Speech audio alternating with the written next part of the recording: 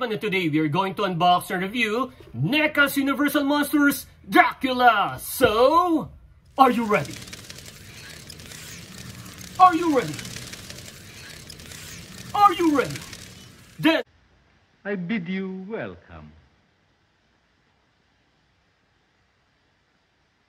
to the Markverse.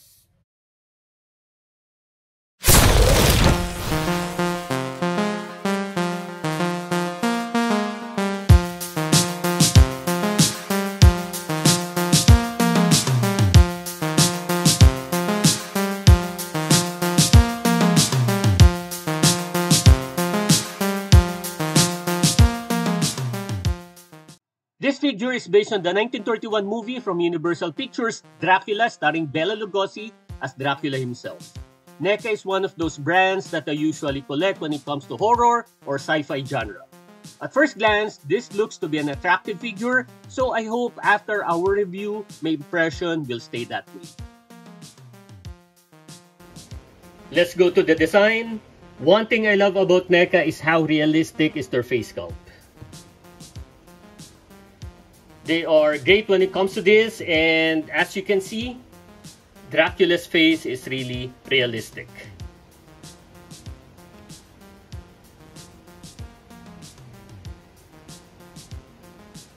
For his arms, it's nice they put fabric wrinkles. They also use good materials for his clothes. For his hands, his fingers are dirty, especially his index finger. This is for both sides.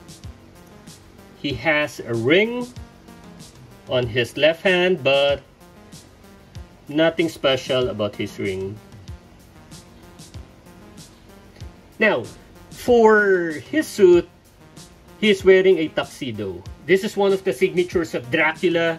You know, Dracula is a monster who has a class. This is like a disguise to hide his true identity. He does not want people to be afraid of him, so he wanted to look respectful. And when you lower your guard, that's the time he strikes, if you know what I mean.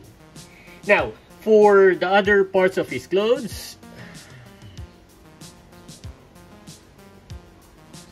he has a white bow tie. Then the inner shirt, he also has a vest. So this part is bendable. And also the lower part of his tuxedo.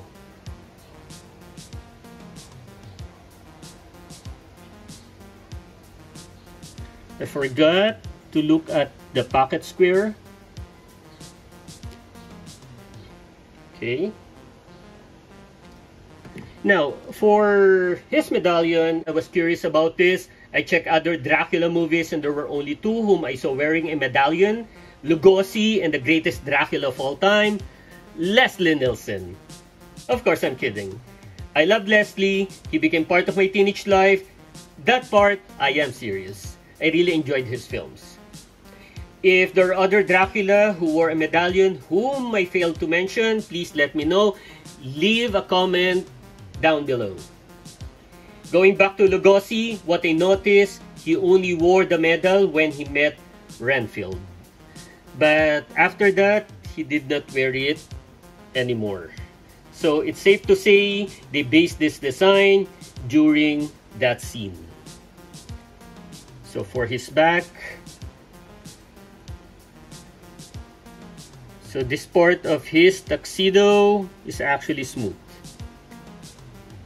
And the lower part is also bendable.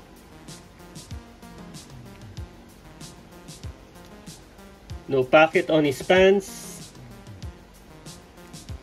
Nice fabric wrinkles as well.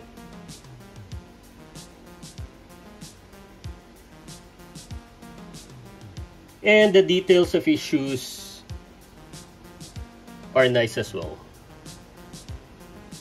I think this is one of my most perfect figure in terms of the design. The aesthetics is really great. Now for the articulation, start with the head. Okay, up, down, then sideways. For the arms, lateral raise, forward, back, no bicep swivel. The elbow is only single jointed. Full wrist motion. Okay, no diaphragm movement.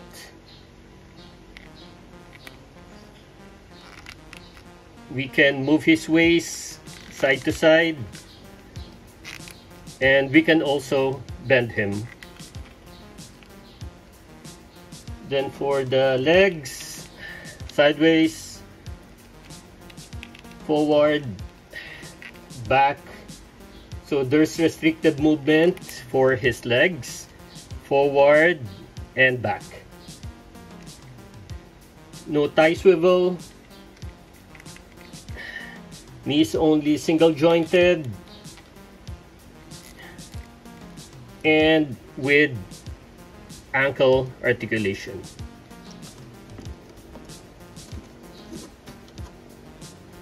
So that's the articulation. Another great thing about Neca is its accessories. They are very generous when it comes to the quantity without really adding too much to its price, not like the other companies. First are the substitute heads. We have actually two. We have the neutral face and the angry one. Both are realistic. And currently the default face or the default head is a smiling face. I think I would rather use this angry face, which seems he is ready to bite. So this is better for my display. It also includes 3 alternate hands. So we have the claw hand for the left and the right. Then another right hand, which is a semi-open.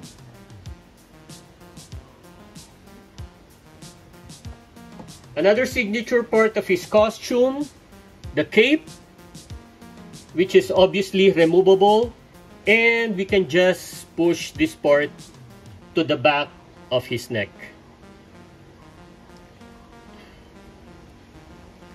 That's it, as easy as that. So we can see the color of his tux. I'm happy they use cloth instead of a fixed plastic, making it more realistic when posing. And as you can see, we can use the cape to cover his front and also move it to his back.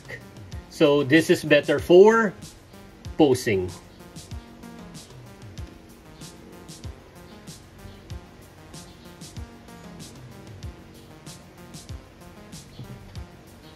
Then we have a bat and a flight stand. So we have 3 parts.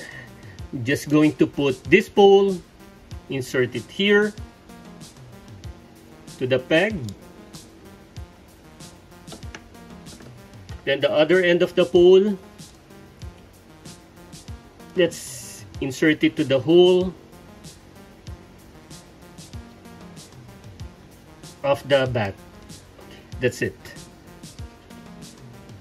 Now, I'm going to display this at the back of Dracula to make it more realistic, because the flight stand is too noticeable that the bat does not look like it's flying, but rather just on top of a pole spreading his wings. Okay, so this is better.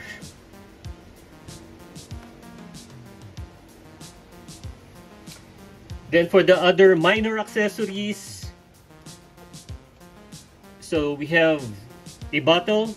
I guess this is a wine bottle. We have 2 cups. Inside, there's some liquid. Then a plate. and a candle on a candle holder.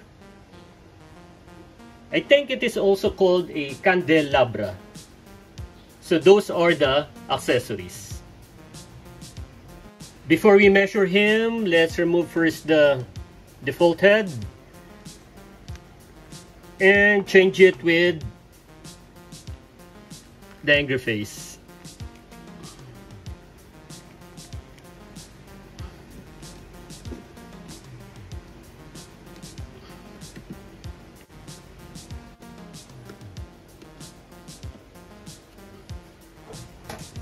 So Dracula stands around 7.5 inches.